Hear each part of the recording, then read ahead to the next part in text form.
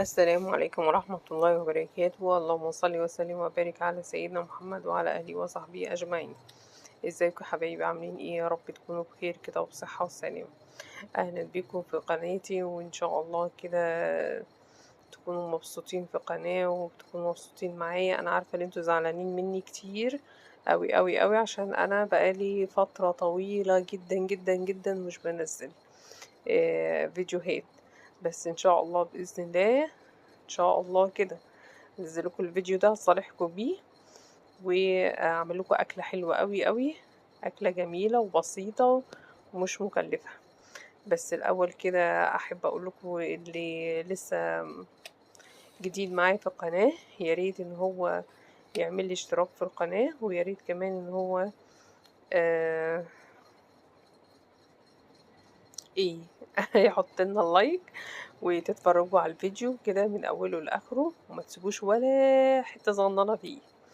تمام، وهستنى كمان كومنتاتكم وتعليقاتكم، وان شاء الله كده الفيديو يعجبكم. واللي اول مره يشوف القناه ان شاء الله يبقى متابع معانا على طول، وان شاء الله كده تكتبوا لي الكومنتات بتاعتكم. اول حاجه طبعا زي ما انتم شايفين كده، الاكله دي حلوه قوي قوي قوي لولادنا كمان ولينا. الاكله دي كلها مغذيه ومفيده جدا. تمام، مليانه خضار، وفيها دهون، وفيها كربوهيدرات اللي احنا محتاجينها. يعني كلها حاجات طبيعية، مفيهاش حاجة مصنعة. علشان كده انا بحب الاكلة دي قوي، وبقدر احط فيها الخضار اللي انا عايزاه من غير ما الولاد يحسوا ان انتي عايزة تأكليهم خضار.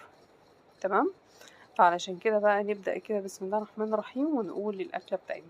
أول حاجة نجيب كام طماطماية كده زي ما انتوا شايفين ونقطعهم، ونجيب فلفل رومي نقطع، ونجيب فلفل حراق أخضر.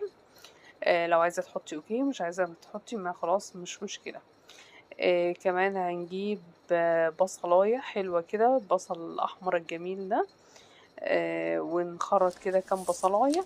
كل ما تكتري لا امسح يا الخضار في سلام الأكلة يا دي كل ابو ما علي. كان أحسن. امسح يا ابو علي، بقول لك ايه يا ابو علي، ايه ده لحمك؟ ايه كل ده ما لحمك تكتري ان ربنا الخضار في يشفيه. الأكلة دي كل ما كان أفضل وأحسن، لأن احنا طبعا عارفين الخضار ده مفيد قوي قوي، وبيبقى فيه ألياف بتغذي الجسم، وبتريح القولون. فالأكلة دي حلوة قوي يا جماعة.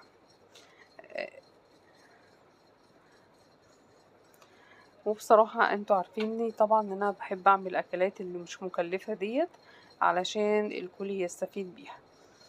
كده ده بصل قلنا، وفلفل رومي اخضر. لو عندك فلفل الوان حطي. عندك ايه تاني؟ عندك جزر حطي. آه فالاكلة دي حلوة قوي. ممكن كمان تحطي لها بقى التوابل اللي انت عايزاها وانت بتعمليها. خلاص، انا اقطع كده كام بصلايه حلوين. طبعا يا جماعه انا الفيديو ده مسرعاه، لان انا مش سريعه كده، انا مش مكنه. اصل في ناس بتشوف التقطيع كده يقول ايه السرعه دي. لا طبعا انا مسرعه الفيديو جدا جدا، علشان يبقى سريع طبعا، لان انا باخد وقت الصراحه في تقطيع الخضار. وانا ما عنديش كبه. خلاص، وهنا انا كنت فاتحه بث مباشر، فكنت بكلم الناس وبتصور بتليفون تاني. فطبعا البث المباشر كانوا برضو بيسألوني على الأكلة ديت، فكنت بعملها قدامهم، لأن كان في ناس مش مصريين من بلاد تانية، فكانوا حابين ان هم يشوفوا الأكل المصري بتاعنا. طبعا الأكلة دي مش أكلة يعني تعتبر مصرية، هي أكلة من تأليفي بصراحة.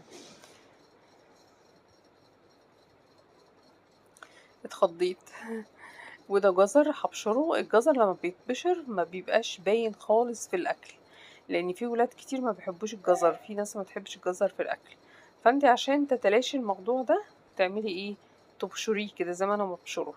لما بيتبشر كده بيبقى صغير قوي، وخصوصا ما بيفقد المية بتاعته في الاكل. طبعا احنا عارفين، شوفوا بقى احنا حاطين بصل احمر، قيمة غذائية عالية جدا، وفايدة رهيبة رهيبة رهيبة. حاطين جزر، يعني فوائده حدث ولا حرج. حاطين فلفل رومي، وحاطين طماطم. خلاص، ولسه هنحط بقى التوابل الجميلة بتاعتنا اللي هتخلي الأكلة حرشة كده، وتخلي الأكلة مصرية 1,000,000%.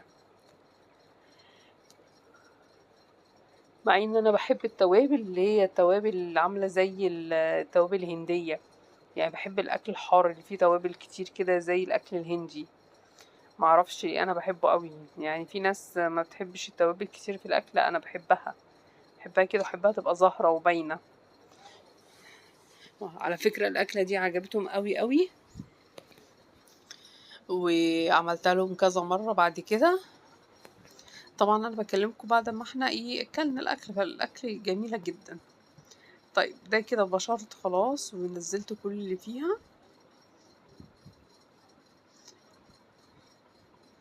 طبعا اللي عنده كبة بقى ممكن يقطع الحاجات دي بالكبة ويريح نفسه، بس أنا عشان مش عندي كبة بعمل بإيدي، بقطع بإيدي. ده يا جماعة البصل هحط عليه شوية زيت، واحنا هنا بقى نكتر الزيت شوية عشان الأكلة تبقى حلوة. طبعا كلكم مستنيين تشوفوا الأكلة. حذر كل واحد كده يفكر لغاية ما تيجي آخر الفيديو ونشوف الأكلة دي ايه. كل واحد كده يحذر ويفكر كده الأكلة دي يا ترى هتبقى ايه. كل واحد يفكر. وما تنسوش يا جماعة تعملوا لي لايك والاشتراك في القناة وتفعلوا الجرس علشان يوصل لكم كل جديد. وان شاء الله بعمل بس على القناة يبقوا يعني بعمل الاكل ده كده لايف زي ما انتوا كنتوا شايفين. كنت بصور كده. حمرت البصلة قوي، وبعدين غسلت الرز. خلاص شايفين البصلة لازم تتحمر قوي كده. معلش والله بصوركم وانا هموت وانام. حطيت بقى الفلفل وحطيت التوابل والطماطم والجزر. حطيت ايه بقى في التوابل؟ كل التوابل اللي انت عايزاها، كزبرة، كمون، شطة، جنزبيل، كركم، بابريكا، كل التوابل. بس طبعا بكميات صغيرة. وطبعا ما ننساش على رأسهم الفلفل الاسود، انا بحبه جدا في كل الاكل. هبدأ بقى احمر كده لغاية او اسبك، يعني اشوح لغاية ما الاكل ده كده الخضار ده كله يتسبك كده ببعض. والتسبيكة دي بيبقى ليها تشويحة، يعني دي بتبقى ليها طعم رهيب. لان كمان انا كنت ببقى حاطة عليها التوابل والملح، فالتوابل بتتحمص كده على النار فبيبقى طعمها رهيب. كده انا حطيت عليها شوية مية وغليتها، وبعد كده نزلت الرز. وبعد كده هيسيب بقى الرز يتشرب ووطي عليه جدا جدا جدا. يعني بصوا بقى يا جماعة الأكلة ده هيقولولي ده شبه الرز بتاع السمك. هو شبهه، بس هنا بقى حطيناله توابل وحطيناله الطماطم والفلفل والجزر، فبيبقى طعمه رهيب. عايزة بقى انتي تعملي جنبه مثلا فراخ بانيه، عايزة تعملي جنبه السمك، عايزة تعملي اي حاجة حطيها جنبه. اشوفكم على خير، وما تنسوش تحطوا اللايك.